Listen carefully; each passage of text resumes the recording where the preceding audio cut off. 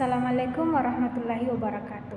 Halo teman-teman, ketemu lagi dengan saya Sarmila dari kelas 3C Ekonomi Pembangunan Universitas Muhammadiyah Mamuju.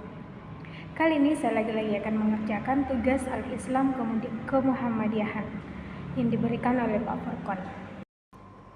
Nah, pada video kali ini saya akan menjelaskan tentang etika pengembangan dan penerapan ipteks dalam pandangan Islam dengan subtema paradigma ilmu tidak bebas nilai dan paradigma ilmu bebas nilai. Baiklah, selamat menyimak videonya. Etika pengembangan dan penerapan ipteks dalam pandangan Islam. Ada dua subtema, yaitu paradigma ilmu tidak bebas nilai dan paradigma ilmu bebas nilai. Definisi paradigma ilmu tidak bebas nilai yaitu paradigma ini menyatakan bahwa ilmu tidak dapat dipisahkan dari nilai-nilai moral, sosial, budaya, atau religius. Ilmu selalu terkait dan terikat dengan nilai yang dianut oleh pembuat serta pengguna ilmu tersebut. Islam mengedepankan ilmu yang bernilai rabbani. Ilmu mesti berdasar pada nilai spiritual dan bertujuan membawa kemaslahatan bagi umat, sesuai dengan prinsip syariah. Dasar pemikiran paradigma ilmu tidak bebas nilai. Islam memandang ilmu sebagai sesuatu yang syarat nilai, bukan sekedar data kosong. Alam sebagai ciptaan Tuhan membawa makna luhur, sehingga mempelajarinya berarti menghormati maksud ilahiyahnya. Proses ilmiah idealnya meliputi 3 komponen: rasio, analisis, empiris, observasi, dan al-qalb, intuisi batin suci, agar penemuan ilmu bermuatan makna dan nilai spiritual. Karakteristik paradigma ilmu tidak bebas nilai.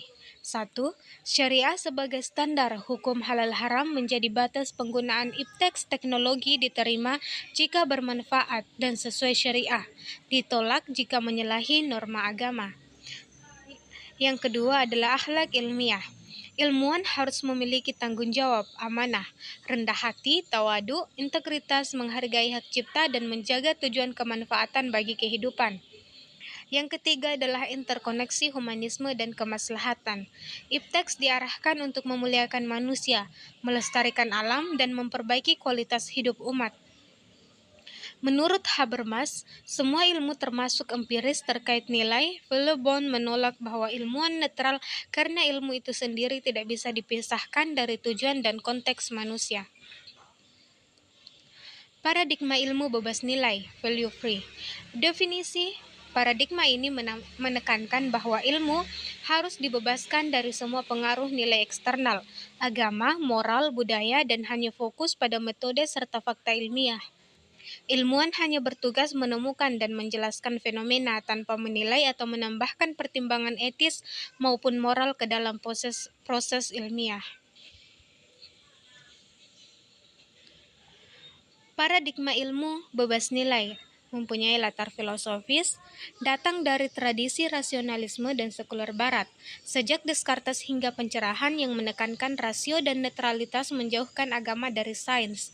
Ilmu diklaim sebagai autonom, tidak dipengaruhi ideologi, politik, agama, etika, atau budaya. Objek ilmiah harus diteliti secara sama, netral, dan tanpa bias. Ciri-ciri khas paradigma ilmu bebas nilai yang pertama adalah netralitas epistemologis. Ilmu hanya didasarkan pada data, perhitungan, dan pengamatan objektif. Setiap interpretasi nilai atau moral dianggap masuk ke bidang lain, bukan bagian dari sains.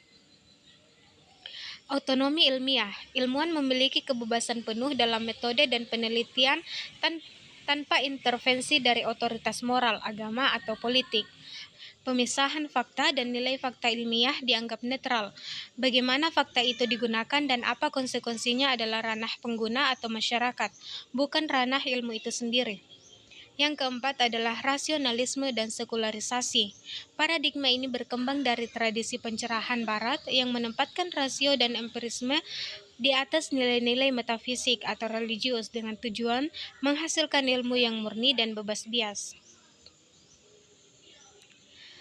Dari penjelasan saya tadi dapat dapat disimpulkan bahwa dalam pandangan Islam, ilmu bukanlah entitas netral.